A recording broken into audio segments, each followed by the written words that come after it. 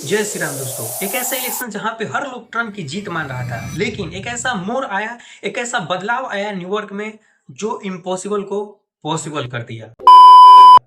आज हम किसी भी फीलिंग्स का बात नहीं करेंगे। आज हम बात करेंगे जोहरान की उस 3 स्मार्ट स्ट्रेटेजी को जिसने उनको न्यूयॉर्क में जीत तो दिलाई ही, लेकिन इसके साथ साथ उनको पूरे विश्व में प्रख्यात और प्रसिद्ध कर दिया।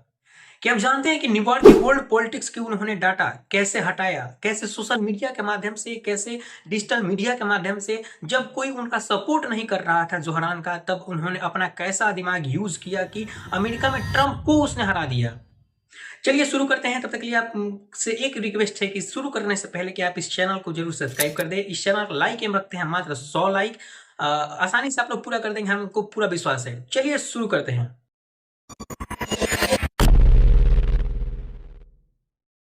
जब हम लोग बड़े शहरों में बड़े बड़े न्यूज मीडिया की हेडलाइन पे फोकस कर रहे थे, तब जोहरान ने एक ऐसा मोड़ लिया जो सबको चौंका देने वाला था।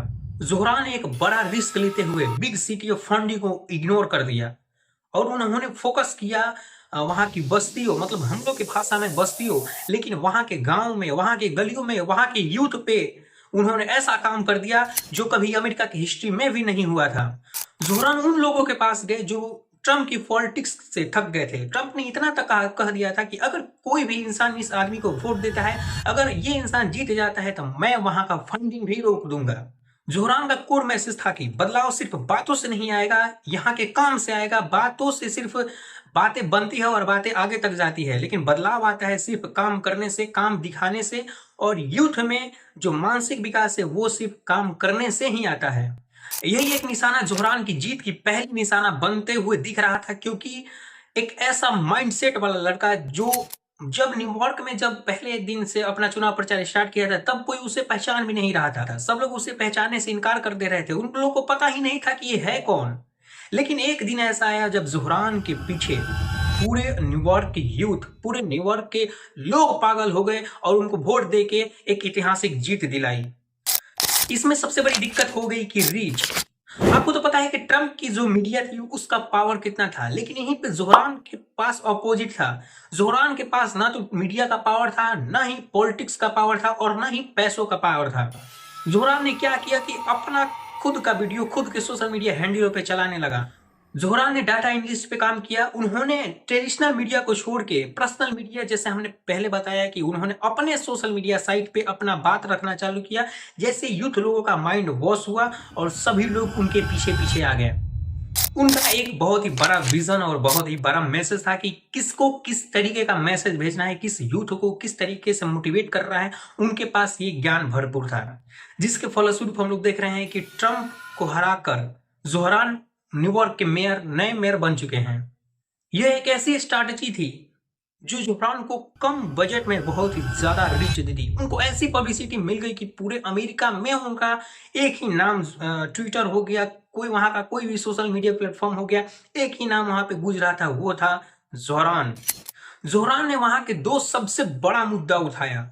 उन्होंने काम करने पे ज्यादा फोकस किया, उन्होंने वहां के यूथ पे आवाज उठाई, उन्होंने वहां के क्लाइमेट्स पे आवाज उठाई, उन्होंने वहां के एजुकेशन पर आवाज उठाई, जिससे ये यूथ का जो माइंडसेट है वो प्रभावित हुआ और जोहरान को उन्होंने एक तरफा वोट देके जिताया। दूसरा उनका ये स्ट्रैटेजी था कि उन्होंने अनडिसाइडेड वोटर्स पर अपना शॉर्ट वीडियो और लास्ट मैसेज भेजा, जिसका ये सबसे बड़ा उनको एक अच्छा फल मिला कि उनको क्रिटिकल स्टेट में सबसे ऐतिहासिक और बड़ा जीत दिलाया। उनको मिर्ची इसलिए भी लगी थी कि जोहरान एक मूल इंडियन निवासी थे, सॉरी मूल इंडियन थे, निवासी गलती से निकल गया। जोहरान एक मूल इंडियन थे। हालांकि कुछ दिन पहले ब्रिटेन में भी हुआ कि वो भी एक मूल इंडियन ही थे। लेकिन यहाँ पे ट्रंप का जो बहुत ही दिनों से चला आ रहा उनका जो मैसेज था उनके लोगों के प्रति, उनका ओल्ड जो पॉलिटिक्स था, उसने जोहरान का जो पॉलिटिक्स है उसको चेंज करके रख दिया और जोहरान बन गए वहां का एक मेयर। दोस्तों, इससे ये साबित होता है कि अगर हम लोग किसी भी मुद्दे को फालतू मुद्दा न बनाकर एक अच्छा मुद्दा बनाएं और एक अच्छा बात बनाएं, कि जैसे हम लोग काम की बात करें तो यूथ अपने आप प्रभावित होगा। ट्रंप ने जोहरान ने इसका इस्तेमाल बहुत बेखूबी तरीके से किया है। हालांकि बिहार में भी चुनाव है और बिहार में इस स्ट्रैटेजी का इस्तेमाल कर रहे हैं, वो है एकलौते प्रशांत किशोर। तो क्या बिहार में प्रशांत किशोर की सरकार बनेगी या फिर किसी और का सरकार बनेगा? न्यूयॉर्क में तो जोहरान की सरकार बन गई। आपको क्या लगता है कमेंट सेक्शन में जरूर बताइएगा, और हाँ, चैनल पे नए हैं तो कृपया चैनल को सब्सक्राइब कर दीजिएगा। और भाई साहब, जय हिंद, जय भारत।